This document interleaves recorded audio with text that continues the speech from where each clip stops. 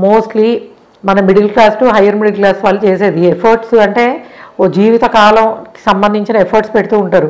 పెద్ద పెద్ద లోన్స్ తీసుకోవడము, స్టూడెంట్ లోన్స్ అని, పేరెంట్ సేవింగ్స్ అని ఇన్ని తీసుకుని మీరు వెళ్తారు. కాబట్టి తప్పకుండా ఆస్ట్రాలజికల్గా కొంతవరకు మీరు గురువుకి అండ్ శనికి రాహుకి కాస్త ఏమైనా రెమెడీస్ చేసుకోవడము, లేదు మీ జాతకంలో ఏమైనా వక్రగ్రహాలకు సంబంధించిన దశ అంతర్దశ జరుగుతున్నా, లేదు ఇందాక నేను చెప్పిన విధంగా చంద్రుడు రాహు కలిసి కాంబినేషన్స్, రాహు మహాదశ, ఇలాంటి వాటిలో ఎందుకంటే మోసపోవడానికి అవకాశాలు, తప్పు నిర్ణయాలు తీసుకునే పాసిబిలిటీసు యూజువల్గా రెట్రోగ్రేడ్ ప్లానెట్స్ ఉన్నప్పుడు అవుతుంది. ఇప్పుడు ఆల్రెడీ మనకి గోచార రీత్యా రెట్రోగ్రేడ్ ప్లానెట్స్ ఉంటున్నాయి అండ్ మీ జాతకంలో కూడా అలాంటి దశలు జరుగుతున్నట్టయితే ఈ రెండు లింకప్ చేసినప్పుడు కొంచెము మీ మీద ఇంపాక్ట్ ఎక్కువ ఉండొచ్చు.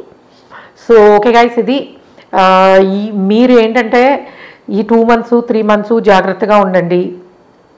1-2 సార్లు మీ డాక్యుమెంటేషన్స్ చెక్ చేసుకోండి, శనికి తైలాభిషేకం చేసుకోండి అండ్ గురువారాలు దత్తాత్రేయ స్వామికి కొంత పూజ చేసుకోవడము, దగ్గరలో ఉన్న వెంకటేశ్వర స్వామి గుడికి కానీ లేకపోతే శివాలయానికి కానీ దక్షిణామూర్తిని కానీ దర్శించుకోవడం ద్వారా కొంతవరకు ఈ నెగిటివ్ ఫలితాలను మీరు ఓవర్కమ్ చేసే పాసిబిలిటీ ఉంటుంది. ఇది యూజువల్లీ జనరల్ టాపిక్. సో ఇప్పుడు ఎందుకంటే మనకి నవంబర్ డిసెంబర్స్లో జనవరిలో ఫారెన్ హైయర్ ఎడ్యుకేషన్ కోసం వెళ్ళే వాళ్ళు ఉంటారు.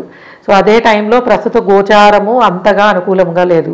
సో నవంబర్ 12 తర్వాత గురువు వక్రించడం కారణంగా ఇంకొంచెము నెగిటివ్గా ఉండే పాసిబిలిటీ ఉంటుంది. సో కాబట్టి తప్పకుండా మీరు కొన్ని ప్రాపర్ రెమెడీస్ చేసుకుని కనుక ప్రయత్నిస్తే సవ్యముగా అన్ని పనులు అవడానికి అవకాశం ఉంటుంది. Okay guys, thanks for listening and please subscribe our channel MS Astrology. Bye.